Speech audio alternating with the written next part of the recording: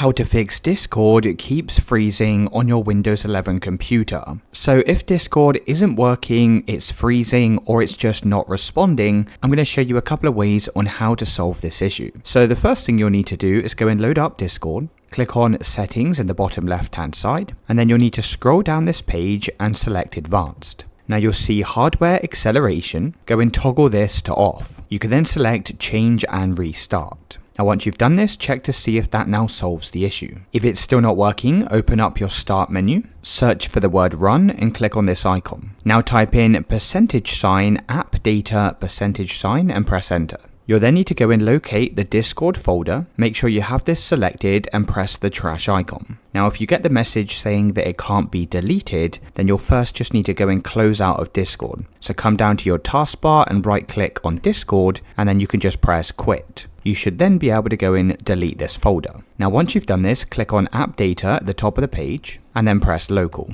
You also need to scroll down to Discord and do the exact same thing as well. Now once you've deleted these folders, you'll need to open up an internet browser, type in Download Discord and press Enter. Now click on the top website here and then press Download for Windows. You can then click on your Downloads folder and you'll need to click on the installation file. You can then just wait for Discord to go and re-download, and once it's re-downloaded, that should have now solved the freezing issue.